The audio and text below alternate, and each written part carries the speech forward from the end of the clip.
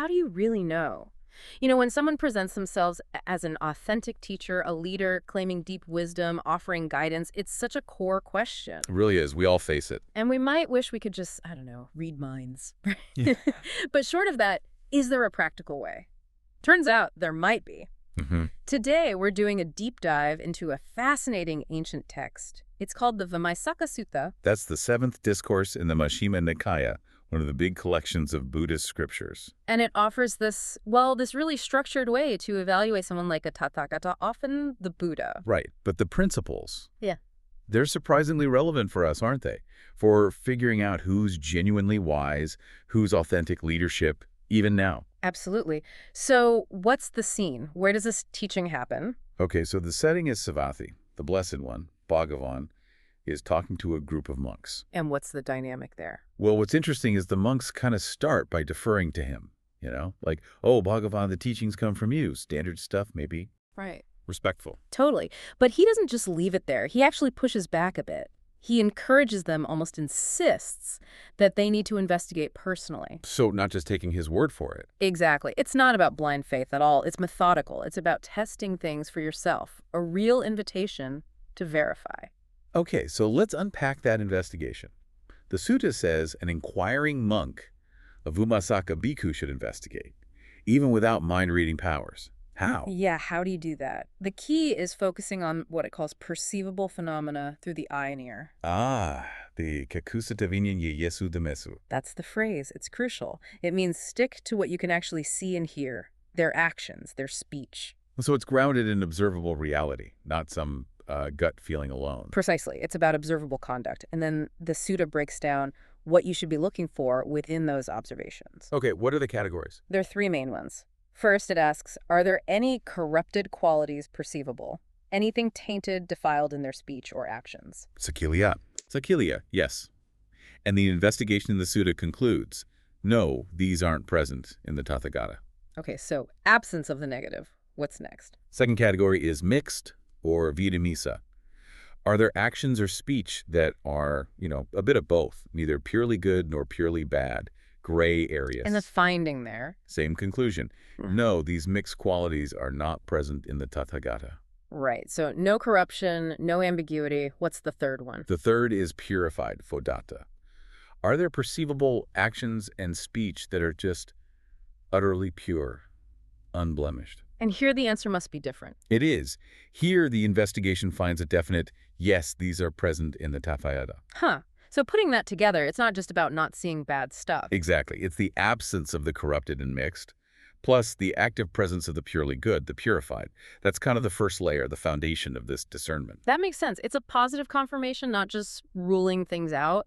But, the immediate question that pops into my head is, couldn't that just be temporary? Like an act. Yeah, a very reasonable question. Is someone just putting on a good show? Does the sutta address that, the consistency? It absolutely does. It pushes the inquiry right there. It asks, essentially, has this person been practicing this wholesomeness for a long time, or is it just a recent thing, maybe superficial? And the investigation finds. It finds. Long committed, not temporary. It speaks directly to that depth and consistency. It's about ingrained character, not just good behavior for a week. That feels really important. We value that consistency, don't we? We do. It builds trust. It suggests something deeper is going on. Okay, now here's something that feels incredibly relevant today. Fame. Influence. Recognition. We see people achieve it, and then sometimes things are wrong. Does the sutta talk about this? It really does, quite pointedly. Yeah. It uses terms like nyatashapano, yasapato, becoming known, gaining fame. And it acknowledges that when a monk, or any person really, gets recognition, certain, he calls them dangers or adina, can pop up. The pitfalls of fame, we know those. Arrogance, temptation, misusing influence. All of that. So the investigation specifically asks, does this now famous, recognized, venerable one show any signs of falling into these dangers? And the finding is pretty remarkable, isn't it? It's profound. The text states, this venerable one, though recognized, has no such dangers. Wow.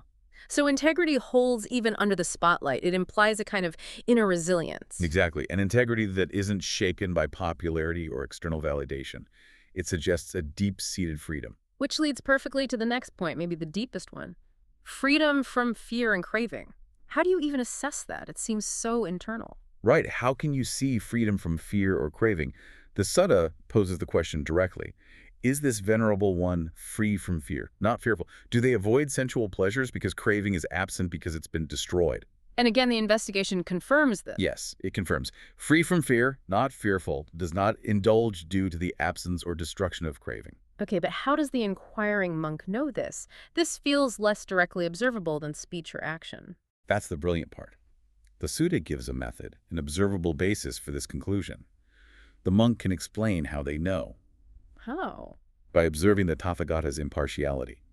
They see that he doesn't disparage anyone, not people heading for good destinations or bad ones, not leaders or followers, not people caught up in sensual things or those completely free from them. Ah, so the consistency of his non-judgment towards everyone. Exactly.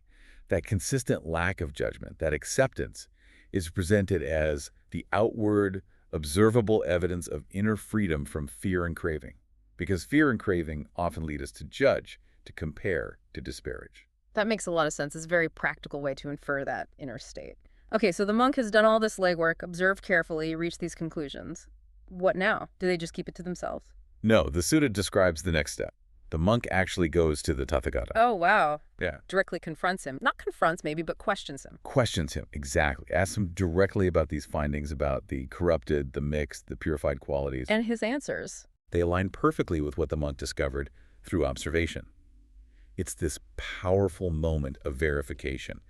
The teacher confirms the reality the student has already perceived. But there's something specific about his answer regarding the purified qualities, isn't there? A nuance. Yes, a really crucial one. He says essentially, yes, those purified qualities are present in me. This is my path. This is my domain. And then he adds, but I am not identified with it. Noka tenatamayo. That's the phrase. Noka tenatamayo. It's Yes. huge. Yeah. It means embodying that purity, living that path, but without clinging to it, without ego, without making it me or mine. That suggests a very advanced state. Beyond just being good, it's being free even from the identity of being good. Precisely. It avoids the subtle trap of spiritual pride. So, connecting all this back, Yeah. how does this investigative process lead to faith? Because the sutta does talk about faith growing. It does. It explains that after this verification, the disciple should approach the teacher to really hear the Dhamma, the teachings. And the teacher teaches progressively, moving from simpler ideas to more profound ones, the coarse to the subtle. And as the monk listens and truly understands, Understanding is key. understanding is key, then their faith solidifies. It grows out of that understanding, which itself grew out of the initial investigation. So it culminates in this conviction about the triple gem. Yes, the conviction that Bhagavan is fully self-enlightened. The Dhamma is well expounded by Bhagavan. The Saṅgha practices well. But notice the nature of this faith. It's not blind faith, you said earlier. Definitely not. The text calls it akaravati sutta, which means reasoned faith, or faith with reasons, and dasanamrulika, rooted in vision, rooted in seeing, in direct experience. So it's described as firm, unshakable. Unshakable by anyone in the world, it says. Because it's not based on hearsay or just believing. It's built on personal investigation, verification, and the transformative experience of the teachings themselves. It's trust that has been earned. So when we bring this all together, what's the takeaway for us, for you listening? This deep dive into the Vīmaṃsakasuttaṃ, it's not just ancient history or purely Buddhist practice. Not at all. It feels like it offers this. Well, this incredibly relevant, structured way to evaluate claims of wisdom, integrity, leadership in anyone we encounter. Whether it's a public figure, someone you work with, a potential mentor. Or even just sorting through information online. It's a call to use our own eyes and ears, isn't it? To observe carefully, to discern. And to trust that that kind of reasoned investigation can lead you to a conviction that's actually solid, that's truly your own. It empowers you. You don't need to rely solely on someone else's word. Which really raises a question for you to think about. In this world just jammed with information, so many competing voices, how could applying these basic principles, focusing on what you can actually see and hear, these eye and ear perceivable phenomena, how could that help you cut through the noise? How could it help you assess what's truly valuable, who's genuinely authentic in your own life? Where could you start using that kind of observation today? It's a powerful tool to have. Definitely something to mull over. Keep those observation skills sharp, everyone, and join us next time for another deep dive into the heart of fascinating information.